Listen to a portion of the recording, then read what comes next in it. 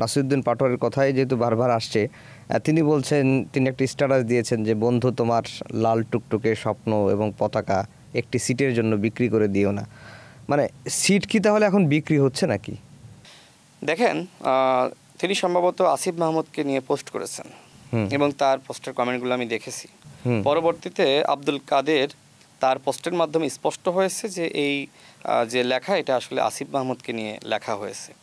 এখন আসিফ মাহমুদকে, তিনি গণ অভ্যুত্থানের অন্যতম নায়ক। আসিফ মাহমুদের অনেক সমালোচনা আছে, আমি নিজেও করেছি। আমি কখনো কখনো তার পদত্যাগ দাবি করেছি যে তিনি আসলে কমিটমেন্ট রক্ষা করতে পারছেন না। নানান জায়গা থেকে, বিশেষ করে তার এপিএসকে নিয়ে বিতর্ক, এরপরে তিনিও বিতর্কের মুখোমুখি হয়েছেন।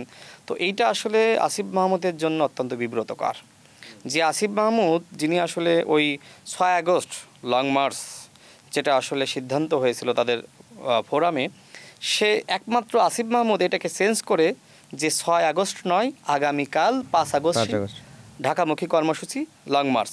অর্থাৎ এই যে আপনার 6টা শব্দের মাধ্যমে আপনার একটা গণ অভ্যুত্থানের একটা প্রেক্ষাপট তৈরি করা এবং সঠিক সিদ্ধান্ত নেতা হিসেবে নিতে পারা, সবাইকে ইনফ্লুয়েন্স করতে পারা, না 6 তারিখ না, 6 তারিখ নিলে এই গ্যাপের মধ্যে শেখ হাসিনা তার ফ্যাসিবাদ তারা প্রস্তুতি নিয়ে ঢাকায় চলে আসবে, আমরা পারবো না।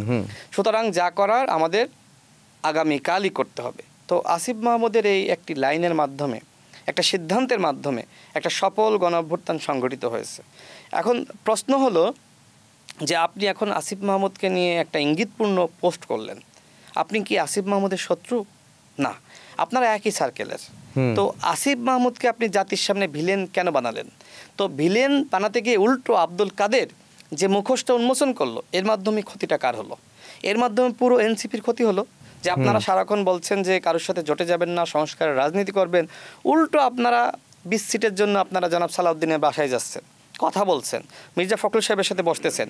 আমার সমালোচনা নাই, এনসিপি যদি বিএনপির সাথে জোট করতে চায়, ওকে, ওয়েল ডান, সমস্যা কোথায়? বিএনপি তো আর ফ্যাসিবাদ না, বিএনপি তো আর আওয়ামী লীগ না যে বিএনপির সাথে জোট করা যাবে না।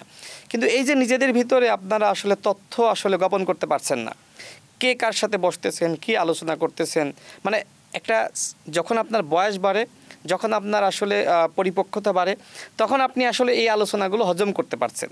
কিন্তু আপনার আসলে ওই বয়সের যে আপনার তারতম্য বলেন বা ইম্যাচুরিটি রয়েছে, এই কারণে তাদের ভিতরে কি আলোচনা হচ্ছে কিছু গোপন থাকছে না। আর আমরা এখন কি করছি, সেই আলোচনা নিয়ে আমরা আসলে সবাই এখন মশগুল হয়ে পড়েছি, সেগুলো নিয়ে আলোচনা কিভাবে আসলে আরও বেশি রসদ যোগানো যায়। তো যাই হোক, এখন সবথেকে বড় প্রবলেমটা হয়েছে যে নাসিরউদ্দিন পাটোয়ারি এতদিন যে কথাগুলো বলছিলেন বিএনপির বিরুদ্ধে, এখন কেন বলছিলেন সেটা আবার আব্দুল কাদের বলে দিয়েছে, এটা আমি বলি নাই, আপনি বলেন নাই। তার মানে যখন তারা দুজন বন্ধু, এক বন্ধু আর এক বন্ধুর তথ্য এইভাবে আপনার লিক আউট করে, তখন আর রাজনীতি বলে কিছু থাকে না। তবে আসিফ মাহমুদ ব্যক্তি হিসেবে যেহেতু এনসিপির সাথে নাই, তিনি যদি পদত্যাগ করে নির্বাচনে অংশ নিতে চান, সেক্ষেত্রে তিনি এনসিপিতে যুক্ত হতে বাধ্য না। তিনি চাইলে বিএনপিতে যেতে পারেন, গণ অধিকার পরিষদে আসতে পারেন, যেহেতু তিনি একসময় আমাদের ছাত্র অধিকার পরিষদের রাজনীতি করেছেন, তিনি চাইলে আমরা তাকে গণ অধিকার পরিষদে ওয়েলকাম জানাই। আমি জানি না তিনি আসবেন কিনা, সেটা তার ব্যক্তিগত সিদ্ধান্ত। তিনি চাইলে অন্য নতুন দল গঠন করতে পারেন, সেই স্বাধীনতা তার আছে। এখন তিনি এনসিপিতে যাচ্ছেন না বা এনসিপির সাথে তার মত পার্থক্য হয়েছে, এই জন্য আপনি তাকে বলতে পারেন না যে তুমি তোমার পতাকা বিক্রি করে 1 সিটের বিনিময়ে পতাকা বিক্রি করছো। এখনও তো বিক্রি করে নাই। যদি তথ্য থাকে তাহলে আপনি সেটি জাতির সামনে বলেন। আমরা যখন 2 জন ছাত্র উপদেষ্টার পদত্যাগ দাবি করেছি, তখন তো আপনারা আমাদেরকে গাদ্দার বানিয়েছেন। সেই ছাত্র উপদেষ্টাদের বিরুদ্ধে আপনারা যে অভিযোগ দিয়েছেন, এই অভিযোগ তো আমাদের পদত্যাগের দাবির থেকে আরও বেশি গুরুতর। এর মাধ্যমে তো আপনি আসিফ মাহমুদদেরকে ভিলেন বানালেন যে ক্ষমতায় থাকা অবস্থায় তারা আসন নেগোসিয়েশন করছে। কেন করছে, কি কারণে করছে? এখন একজন সহযোদ্ধা যখন বলেছে, তখন তো এটার আসলে আর তথ্য প্রমাণ লাগে না, ওই সহযোদ্ধার কথাই এক ধরনের তথ্য প্রমাণ। এবং আব্দুল কাদের যে তথ্য ফাঁস করেছেন, এর মাধ্যমে নাসিরউদ্দিন পাটোয়ারি বা এনসিপি নেতৃবৃন্দ যে বিএনপি ব্যাশিং রাজনীতিটা করছিল, সেই রাজনীতি আর করতে পারবে না। এখন নাসিরউদ্দিন পাটোয়ারি বা অন্যান্যরা যাই বলবে, এখন মানুষ বলবে আসলে ওই সিটির হয়তো নেগোসিয়েশনটা ভালো মতো হয় নাই, এই জন্য এখন গালিগালাজ শুরু করেছে।